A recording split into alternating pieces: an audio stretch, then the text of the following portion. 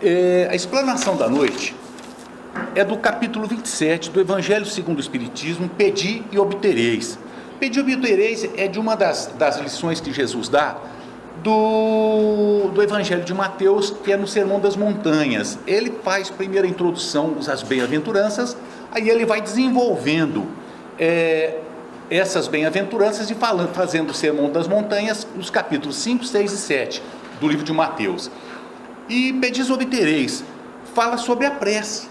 Esse capítulo fala sobre a prece, em que nós temos os itens: a qualidade da prece, eficácia da prece, ação da prece, transmissão do pensamento, preces inteligíveis, da prece pelos mortos e espíritos sofredores, maneira de orar e a felicidade que a prece proporciona, que a Jorama leu agora.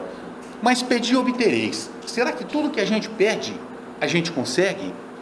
Será que tudo que a gente pede a Deus, Ele nos atende nesses pedidos, independentemente de qual seja o nosso pedido? Será que o que nós pedimos a Deus é aquilo que realmente nós necessitamos? Porque nós, estando encarnados aqui na Terra, nós normalmente temos uma concepção de vida diversa de que quando nós estamos desencarnados. Porque nós fomos desencarnados e hoje estamos encarnados. E para que a gente se reencarnasse, nós tivemos um projeto de reencarnação, para que a gente passasse por determinadas coisas nas nossas vidas, para que a gente tivesse determinadas provas e expiasse algumas coisas do nosso passado. Então foi escolhido. Então, como a gente vem, escolhe, mas quando nós chegamos, nós não nos lembramos, automaticamente a gente começa a pedir coisas que não nos é ou melhor. Nós temos a Ivone Pereira, Ivone do Amaral Pereira, uma grande médium. Ela desencarnou em 1984. A Ivone, com 29 dias de idade, ela teve uma parada respiratória, cardíaca, tudo. Eles achavam que ela tinha morrido, com 29 dias. Estava no caixãozinho, ia ser levada para ser enterrada.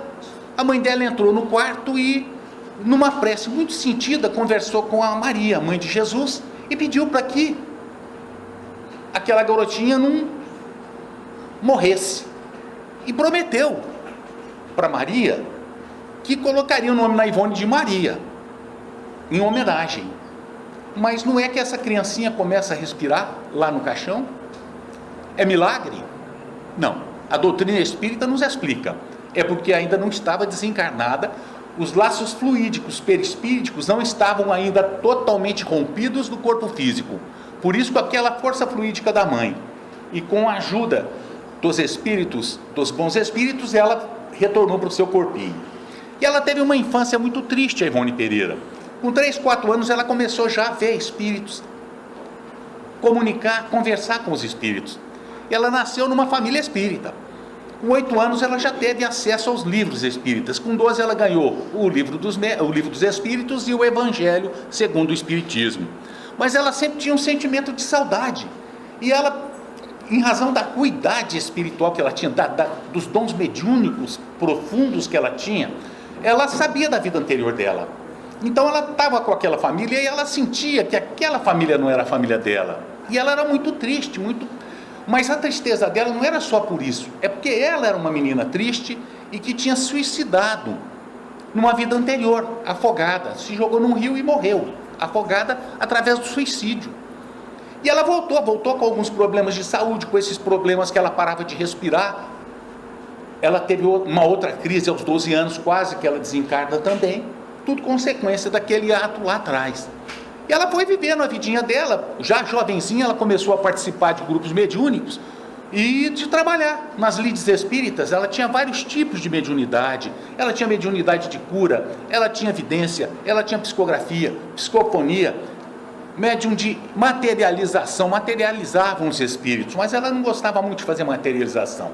E ela atendia as pessoas, receitas, dava atendimento. Ela, pessoal muito pobre, então ela mesma dava as injeções quando precisava. E de uma família pobre. O pai dela teve 3 lojas, 3 comércios. Os 3 comércios ele quebrou. Quebrou por quê? Porque ele era muito bom, então ele dava as coisas, ele não tinha coragem de cobrar. Então a situação dele sempre foi muito assim. Aí ele arrumou um emprego, continuou trabalhando, mas sempre muito pobre. E ela passou a ser costureira. Costureira, ela costurava, ela fazia flores, manuais no papel, e foi levando a sua vida.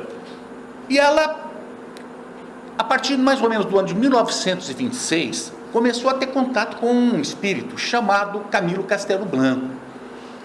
Esse Camilo começou a se aproximar dela e passar mensagens, trazer alguns depoimentos, levar ela em lugares, porque ela tinha o dom do desprendimento e ela se lembrava, e aos lugares para ver o sofrimento dos suicidas, o que eles passavam após a morte por esse ato. E a Ivone começou a ir. E por que Ivone, se a mãe dela prometeu Maria? Porque o pai dela insistiu e pôs Ivone. Só que os espíritos a chamavam de Maria, em razão da promessa que sua mãe tinha feito para Maria. E a Ivone foi crescendo, foi desenvolvendo e educando os seus dons mediúnicos, e foi atendendo as pessoas pobres, porque na família dela eles tinham esse costume, desde muito tempo, desde pequenininha, pegavam as pessoas na rua que passavam pedindo comida, sentavam na mesma mesa e almoçava todo mundo. E elas sempre lutando com a vida. E a Ivone foi, através dessa sua mediunidade, atendendo as pessoas, e foi sendo como que instruída por Camilo Castelo Branco. Depois ela teve contato com Bezerra de Menezes, com o espírito Charles, que era o seu pai de vidas anteriores, e foi passando essas mensagens, e foi como que mostrando para Ivone qual era um dos seus trabalhos, que era psicografar o livro, que é um dos livros, vamos dizer, mais importantes da história da doutrina espírita, que chama Memórias de um Suicida, que trata da vida desse suicida e de vários. Camilo Castelo Branco, um escritor português, com mais de 200 obras, entre ensaios, textos, livros. Perdeu sua visão, não aceitou. Um dia ele foi para o seu quarto, pegou um revólver e deu um tiro na cabeça. Aí ele, automaticamente, depois do seu desencarne, a maior decepção, não morreu. Tentou matar-se, acabou com o seu corpo físico, mas não com o seu espírito. Aí começou o seu sofrimento. Aí ele vai contando nesse livro, Memórias de um Suicida, sobre o seu sofrimento. E esse livro começou então a ser gestado, vamos dizer, começou a ser feito em 1926. 1944, Ivone Pereira, ela vai na Federação Espírita Brasileira, chega na porta da Federação, Manuel Quintão. Chegou, falou: olha, eu vim trazer o Mário Quintão, uma coisa assim. Eu vim trazer 2 livros, que é um das grandes obras também da literatura espírita, que chama Amor e Ódio, escrito por Charles, Equipara-se a Ave Cristo, escrito por Emmanuel. Chegou lá, o rapaz nem atendeu ela direito. Não, eu não tenho tempo não. Aqui na FEB a psicografia é só do Chico Xavier, e eu estou com mais de 200 obras para ver, você me dá licença. Saiu. Ela pegou e falou: o que eu vou fazer? E ela já estava insegura com aquele livro dela, porque ela não sabia se aquilo era real ou não era real, naquela insegurança, Ela chegou na casa dela, pegou o Amor e Ódio, os manuscritos, Memórias de um Suicida, pegou um fósforo e foi pôr fogo. Quando ela foi pôr fogo nesse livro, uma mão apareceu, segurou a mão dela, não deixou que ela pusesse fogo. Apareceu para ela Dr. Bezerra de Menezes: não faz isso, essa obra sua vai ser muito importante para a humanidade, é que ela não está pronta ainda. Aí Ivone entendeu o porquê que aquele rapaz lá na porta da FEB não recebeu. Ele tinha sido inspirado para não receber o livro, porque não estava acabado, e a parte doutrinária da doutrina espírita não estava totalmente com aquele tipo de narração. De 1944, mais ou menos, aí começou a receber a visita de Leon Denis, espírito Leon Denis. Falou: Ivone, vamos escrever o seu livro.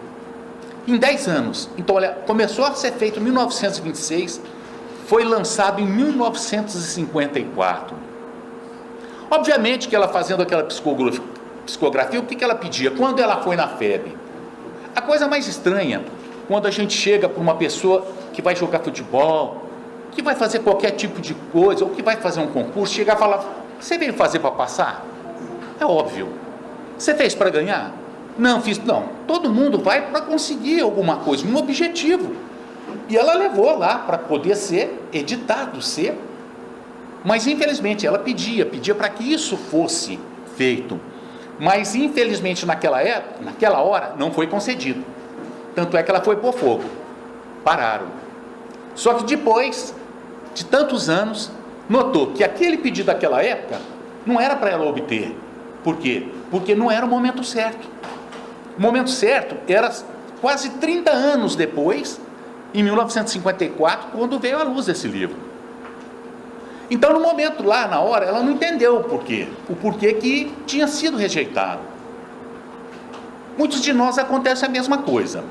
Nós pedimos e nós não somos atendidos por Deus.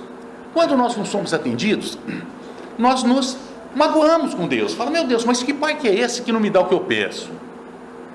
Mas será o que nós estamos pedindo é o correto? Será que aquilo que nós estamos pedindo é bom para nós naquela época da nossa vida? Aqueles que são mais velhos como eu, nós já passamos por vários fatos nas nossas vidas, que muitas vezes nós fomos desviados de algumas coisas, e quando passa, a gente fica frustrado naquele momento. Quando passa, alguns anos depois, acontece alguma coisa, a gente fala, meu Deus do céu, olha só, quantas histórias de pessoas que iam pegar um avião, perderam a hora, ou chegaram e não tinha lugar, esse avião caiu. Então a gente pede, a gente quer, mas às vezes não é o momento certo para que a gente consiga aquilo lá. E ainda com a Ivone Pereira, ela se lembrava das vidas passadas, aí ela começou a ter contato com um rapaz, eu não sei se é na Polônia, lá na Europa, que tinha sido o grande amor da sua vida, mas a vida da Ivone não era para se casar, porque a missão dela, o trabalho dela era, primeiro, espiar aquele ato translocado que era o suicídio, e ela estava espiando porque ela sofria. Isso é provado para o seu futuro, através de uma missão que ela escolheu na espiritualidade, que era trazer livros. Ela escreveu com Bezerra de Menezes, ela escreveu com Camilo Castelo Branco, ela escreveu com o Espírito Charles. Então a missão dela, o trabalho dela, não era se casar, não era ter família, não estava no programa reencarnatório dela o casamento. O programa dela era se dedicar à doutrina, escrever, fazer palestra, cuidar das pessoas pobres, atuar na área mediúnica. Mas ela reencontrou e começou a trocar correspondência com esse rapaz. E ela começou a ter tudo de volta, aqueles sentimentos, né? Aquele sentimento de amor, aquele carinho, aquela afeição por aquele rapaz. E um dia ele disse, eu vou para o Brasil, eu vou te ver. E ela não sabia o que fazer. E ela estava muito feliz. Charles, o seu espírito protetor, o seu guia espiritual, o seu mentor, que escreveu Amor e Ódio, disse para ela, olha, o rapaz chegou no Brasil. Olha aqui, Ivone, você tem um compromisso. Você escolheu esse compromisso. Mas você tem o livre-arbítrio. Você vai poder fazer o que você quiser. A escolha é sua. Só que, se você sair por aquela porta, eu saio pela outra e não volto mais. Isso o espírito falando para ela. Ela disse para ele, mas como? Nós só vamos ao cinema, tomar um cafezinho. Falou, não é só isso. Esse cinema e esse cafezinho vai dar como que início a um romance que depois todo o seu trabalho que foi escolhido, ele vai ser deixado. E você vai como que desviar do objetivo que você escolheu. Porque nós temos o livre-arbítrio. Nós escolhemos as nossas provas e nós temos que passar pelas nossas expiações. Mas muitas vezes a gente desvia. Aí na próxima nós temos que voltar. E ela ficou naquele dilema, naquele impasse. O que fazer? Apaixonada pelo rapaz, porque tinha sido já apaixonada pelo moço.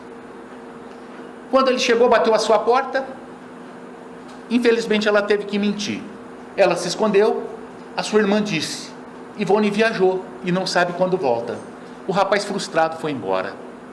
Ivone optou, desencarnou com 84 anos aproximadamente. A vida dela é uma coisa muito linda. Ela tinha pedido aquele amor? Não. Encarnada, ela provavelmente tenha sentido que aquele amor era o amor da sua vida e que ela poderia como que recomeçar. Mas não é o que ela tinha escolhido de lá. Ela pediu isso, mas não era o que ela tinha que obter, porque o que ela ia obter eram seus compromissos assumidos, porque quando a gente assume um compromisso, a gente passa uma promissória. Como compromisso assumido, promissória passada, nós temos que resgatar. E aí ela notou e viu que realmente era aquilo lá. Então ela tinha pedido, mas infelizmente não obteve. Mas aí ela soube o porquê, os compromissos. Nós somos a mesma coisa. Então, a partir do momento que nós começamos a conhecer a doutrina espírita, nós começamos a nos aprofundar no estudo, nós começamos a entender o que é a vida, o que nós estamos fazendo aqui, por que que tem um deficiente físico, ou vários, mentais, problemas psicológicos, e muitos não têm. Porque na nossa concepção, umas pessoas são muito lindas, e as outras são tão feias. Porque pessoas com problemas lutam a vida toda, e não conseguem sair das dívidas, das dificuldades, das dores, e pede a Deus, meu Deus, me ajuda pelo amor que o Senhor tem no Senhor e em mim, me ajuda que eu estou precisando, e essa ajuda aparentemente não vem. Por quê?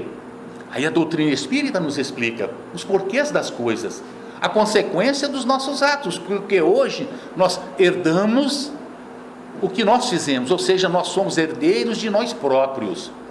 Plantamos. A plantação foi livre. Nós plantamos à vontade, livremente. A semeadura. Agora a colheita é obrigatória. Quem planta arroz e colhe milho? Quem planta soja e colhe algodão? Nós plantamos dor.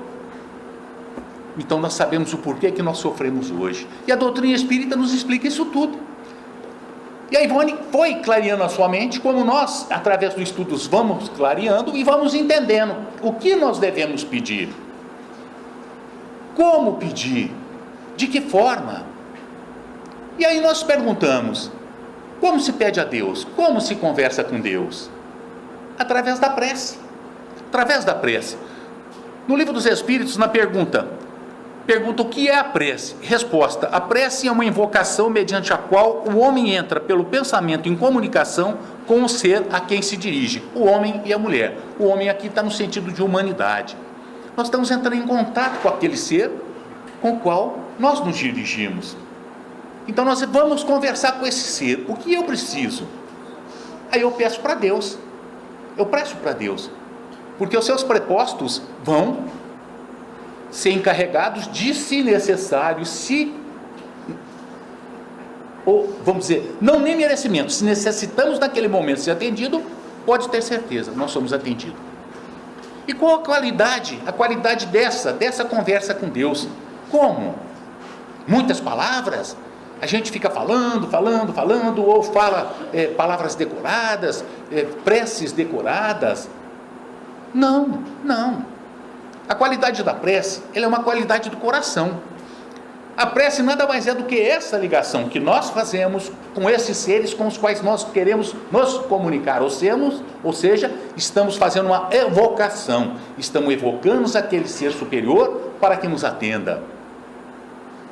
E aí nós começamos a conversar de uma forma simples, natural e humilde, porque a prece também é um ato de humildade, que a gente reconhece a nossa pequenez e nós apelamos para alguém ou para algo maior do que nós.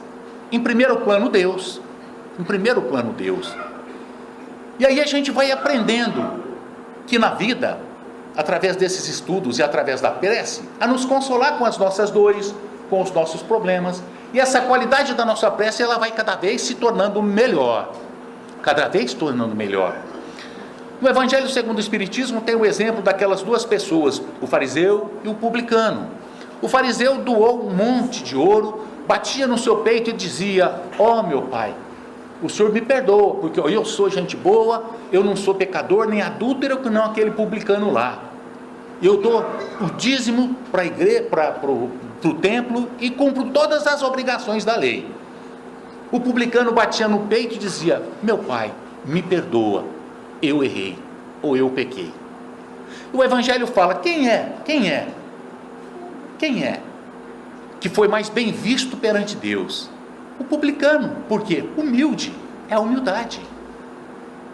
Mas a gente, às vezes, será que a prece resolve alguma coisa? Será que essa prece vai nos ajudar em algum momento da nossa vida? Como nós dissemos, depende do que a gente vai pedir. Porque a prece é eficaz. Mas a eficácia da prece vai depender do que nós pedimos. O que nós pedimos tem que ser factível, ou seja, pode ser execuível, tem que ser aplicável. Nós temos que conhecer as nossas limitações. Nós não podemos também pedir coisa que nós não temos condições de fazer. Muitas vezes a gente cita um exemplo até meio hilário, mas Usain Bolt, 8 vezes campeão olímpico, medalha de ouro, um corredor simpaticíssimo, teve aqui no Brasil. E eu, Ademar, os senhores viram as minhas condições físicas, né? Aí eu falo, meu Deus, eu quero pedir uma coisa para o senhor. Eu vou apostar uma corrida com o Usain Bolt e vou ganhar. Pode? Tem condições? Não existe. Como é que uma pessoa portadora de necessidades especiais, amputação em ambas as pernas, vai apostar uma corrida com um dos maiores corredores da história da humanidade? Aí eu quero que Deus me conceda isso aí, mas eu quero, Deus está me negando. Como?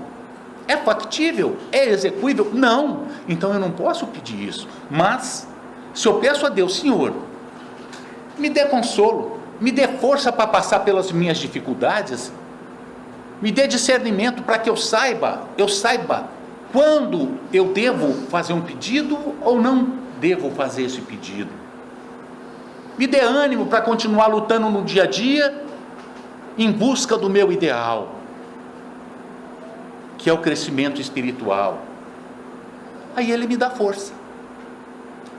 Aí é a eficácia da prece. O que nós pedimos normalmente? Infelizmente, não está errado, mas normalmente nós nos esquecemos das preces de pedir força, pedir consolo, pedir coragem para a luta, porque aquela luta que nós estamos passando naquele momento, muitas vezes não vai ser mudada. Então nós temos que nos consolar com a nossa sorte, embora tenhamos lutado, até que nossos pés sangrassem, mas nós não conseguimos. A gente pega de conforto, força, resignação e coragem para passar por aquela dificuldade. Aí nós vamos notar que naquele momento nós nos sentimos leves. É como se todos os nossos problemas já não fizessem mais parte de nós, e realmente não fazem, porque os problemas estão fora da gente. Os problemas, eles são simples obstáculos que não fazem parte do nosso espírito, que não fazem parte de nós, porque nós somos espíritos imortais. Os nossos problemas vão morrer, vão se acabar. Nós espíritos jamais. Quando nós começamos a entender isso, a prece começa a nos consolar, nos confortar e nos fazer até felizes nos momentos de tristeza. Olha o paradoxo de agradecermos a Deus, uma das lições que fala aqui, pelas nossas dores. Olha que coisa incrível, agradecer a Deus pela dor que eu estou passando, porque bendita seja a dor, porque nos faz crescer, como um método pedagógico que Deus se utiliza para nos educar. Nós temos 2 formas de ser educados: amar ou não. Se amamos, automaticamente nós não sofremos. Mas como nós não aprendemos ainda a amar, e nós erramos, e nós nos equivocamos por séculos e séculos e séculos, hoje nós sofremos. Então nós incorremos numa outra lei, da causa e efeito, ação e reação. Para toda causa tem um efeito proporcional, para toda ação tem uma reação proporcional. Olha a visão que a doutrina espírita nos dá, abrindo o campo da nossa visão espiritual, fazendo com que nós entendamos essa situação. Aí a prece se torna eficaz. Porque nós começamos a ver que aí sim nós estamos pedindo aquilo que nós necessitamos com amor. E aí a gente vai aprendendo a orar. Mas a gente fala, como? Se eu quero conversar com Deus, se eu quero conversar um católico, por exemplo, com algum santo, nós espíritas, se eu quero pedir para o Dr. Bezerra de Menezes que me acuda no momento de problema ou físico ou mental ou psíquico ou espiritual, como eu faço? Ele não vai me ouvir? Deus não vai me ouvir. A doutrina espírita nos explica. Todos nós estamos banhados no fluido universal, fluido cósmico universal, todos, absolutamente todos, encarnados, desencarnados, matéria, não matéria, estamos num fluido. Ah, mas não é possível. É possível. Conseguiram medir a velocidade da luz, conseguiram medir a velocidade do som. Mas qual é a velocidade dos nossos pensamentos quando nós oramos, banhados nesse fluido universal, instantâneo? A partir do momento que eu penso em alguém, que eu penso no Dr. Bezerra, eu já estou ao lado dele ou ele ao meu lado, porque já é como se eu transmitisse naquele segundo aquele meu pensamento. Deus é a mesma coisa, porque Deus está em todo lugar. Muita gente fala, meu Deus, mas eu estou conversando com Deus, e Deus? Ninguém viu Deus, viram Jesus, mas não viram Deus. Ora, por um axioma, sabe da existência de Deus, pelos efeitos se conhece a causa. Qual o efeito? O efeito da maior obra de Deus. Nós, espíritos, inteligência. Ora, se nós somos efeitos inteligentes, obviamente, conclusivamente, a gente vem de uma causa inteligente, porque o nada, o acaso, não gera uma causa inteligente, e nós somos efeitos inteligentes. Então nós viemos de uma causa inteligente, então Deus existe. Quem é que construiu uma árvore? Modificaram geneticamente, mas construir jamais. Quem fez toda essa genética humana? O homem manipula, mas não cria. É Deus. O mecanismo do universo, a sua perfeição, todos os mundos no lugar certinho, sem estar 1 milímetro, 1 centímetro fora da sua órbita. Os nossos mundos do nosso sistema solar, tudo certinho, 8 planetas girando em torno de um Sol, sem que batam, sem que eles se toquem, sem que possa ter qualquer perigo de um encontro entre eles. Esse mecanismo, quem criou? O homem. Será que Deus seria tão pequeno para que colocássemos ele num quadrinho, barbudinho, um senhor já bem velhinho, criar um universo? O que é o universo? Que são as galáxias, a Via Láctea, ou as Vias Lácteas. Quantos bilhões de estrelas, com sóis, com planetas à sua volta, porque são sóis, existem no universo, que é considerado infinito? Então nós não podemos, na concepção, colocar Deus tão pequenininho. Então a gente começa a ver que esse ser está em todo lugar, a todo momento, que a nossa prece instantânea, ele recebeu. Quando nós pensamos numa pessoa, nós estamos ao lado dela. No livro Domínios da Mediunidade, de André Luiz, uma senhora estava com um problema com o seu marido, e ela começava a discutir mentalmente, olha lá, hein? Mentalmente ela começava a discutir com uma outra pessoa, e essa outra pessoa automaticamente como que condensava, como que se materializava ao lado dela, e as duas começavam a discutir, mas a outra pessoa não estava nem aí com ela criava aquela imagem e discutia, o pensamento dela estava lá na moça, e ela havia sido como que sugada para cá, e ela junto. E a prece, então, Deus está em todo momento, em todos os lugares. Por isso a importância da prece nas nossas vidas. Joana de Ângeles, na obra Jesus e o Evangelho à luz da psicologia profunda, Pedir e Conseguir, ela se refere ao capítulo 27, esse, item 7, página 220. A oração é a emanação do pensamento bem direcionado e rico de conteúdos vibratórios que se expande até sincronizar com as ondas equivalentes, assim estabelecendo um intercâmbio entre a criatura e Criador.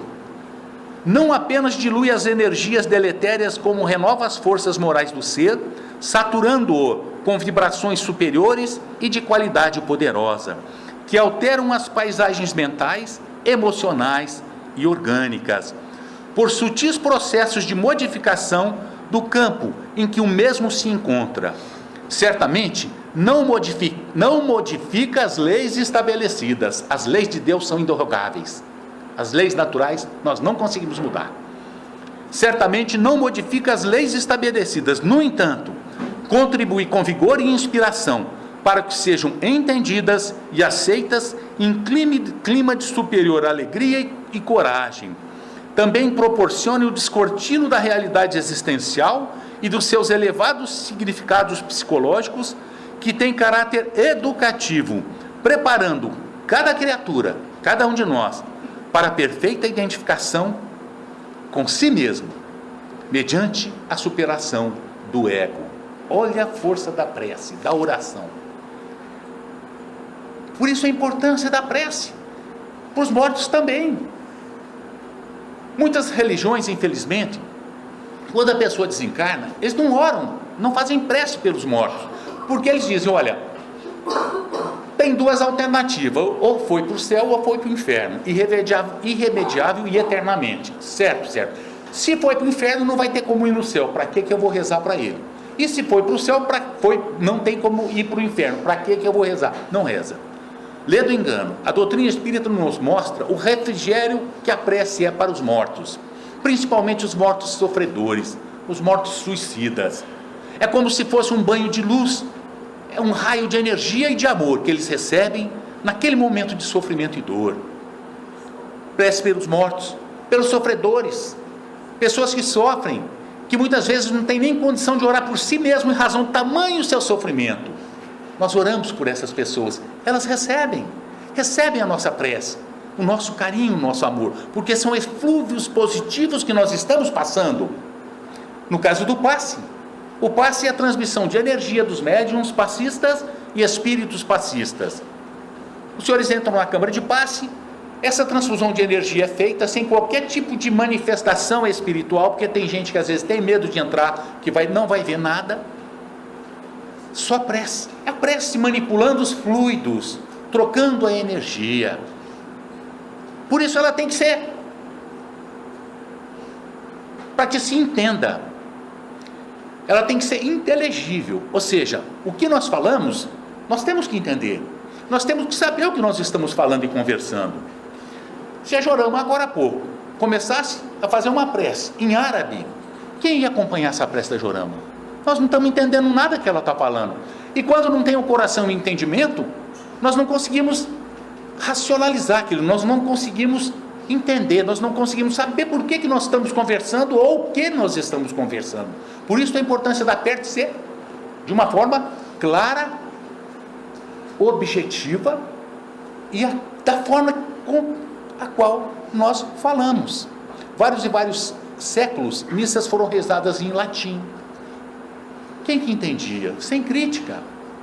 É a mesma coisa a gente fazer prece em outro idioma. Todos nós aqui brasileiros entendemos português, um ou outro entende um outro idioma, mas qual a razão? O que vai tocar no meu coração se eu falar em uma outra língua? Por isso nós temos que falar de uma forma simples, carinhosa, com Deus e humilde. E é isso. A amplidão da nossa visão espiritual vai se abrindo para a realidade das nossas vidas. A realidade que Jesus nos disse: vós sois luzes, que brilhe a vossa luz. Ora, se nós somos luzes bruxuleantes,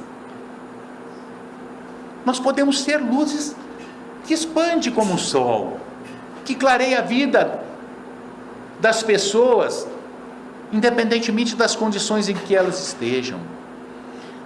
Estaremos em todos os lugares a todo momento, porque essa luz vai brilhar, se expandir, clarear as trevas das pessoas que caminham na ignorância e no sofrimento. A luz maior de Jesus, e ele nos disse: vós sois luzes, que brilhe a vossa luz. Ora, como é que nós podemos achar que nós não somos nada? Que nós somos simples joguetes na mão de um Deus cruel e parcial? Não, nosso Pai é justo. Um dos atributos de Deus é a justiça absoluta. Essa luz que brilha em nós, então, é verdadeira. Porque se Jesus disse, é porque nós somos luzes. Por séculos e séculos, fizeram de Deus a nossa imagem. Deus era a nossa imagem, antropomórfico. Ou seja, Deus é a imagem do homem. Mas não disse Jesus que nós somos luzes? Luzes não é corpo físico. Então nós somos a imagem de Deus. O que é Deus? Primeira pergunta do Livro dos Espíritos: o que é Deus? Inteligência suprema, causa primária de todas as coisas. E respondem os Espíritos para Kardec: mas tem como nós sabermos, ou aprendermos, ou conseguirmos conceber o que é Deus? Ainda não, mas um dia terão. Então nos basta que nós saibamos que hoje Deus existe, sempre existiu. Quiseram matar Deus, mas não conseguiram. Quiseram transformar Cristo em Deus, porque Deus estava tão distante naquela época, que disseram: nós não sabemos da existência de Deus, mas sabemos da existência de Cristo. Vamos fazer dele um menino Deus. Se tornou Deus, mas ele não é Deus. Ele é filho de Deus, como nós, nosso irmão mais velho. E que esse Deus está conosco todos os momentos de nossa vida, em todas as condições em que nós nos encontramos.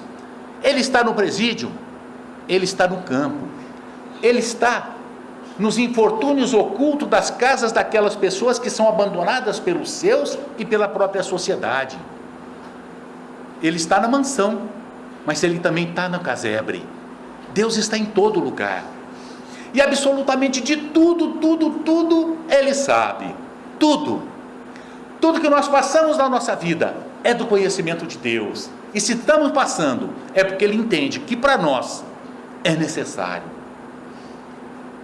E para que nós possamos mostrar a Deus que nós podemos aceitá-lo, aceitando a nós mesmos, ao nosso próximo, porque o próximo é a ponte que nos leva a Ele, Deus, porque a fé e a religião sem obras é uma fé estéril. A partir do momento que nós começarmos a entender da grandeza desse ser que nos protege e nos ampara, nós começamos a ter uma confiança incondicional de que tudo na nossa vida vai passar e que o sofrimento é passageiro e é momentâneo. Nós teremos a consciência de que Deus, nosso Pai, quando nós pedimos pão, não nos dá uma pedra, e quando nós pedimos um peixe, não nos dá uma serpente, nos dá o que é necessário. E que tudo nessa vida, todo sofrimento, toda dor, são simples obstáculos para esse crescimento desse Espírito, dessa luz. Nós passaremos, nas nossas dores, agradecer a Deus todos os momentos da nossa vida e todos os dias da nossa vida. Por isso a prece, todos os dias na nossa vida, desde que a gente levanta até a hora que a gente dorme. Porque a prece não é a gente parar, ficar rezando, não. Mesmo no trânsito, no momento que a gente se recolhe e fala: meu Deus, me ajuda a passar pelas dificuldades nesse momento, é uma prece. Não depende do tamanho de palavras, da quantidade do que a gente fala, depende do coração. Um simples gesto, um simples olhar de amor, de respeito pelo nosso próximo e por nós mesmos, é uma prece. Que possamos fazer disso um hábito nas nossas vidas, para que a gente possa finalmente conhecer lá no futuro a verdadeira felicidade, porque ela não se encontra nas pessoas, não se encontra nos bens materiais, ela não se encontra em lugar nenhum, ela está dentro do nosso coração. Como disse Jesus: aonde está o seu tesouro? É onde está o seu coração. Essa é a lição do Evangelho da noite. Muito obrigado a todos, de ambos os lados da vida. Muito obrigado.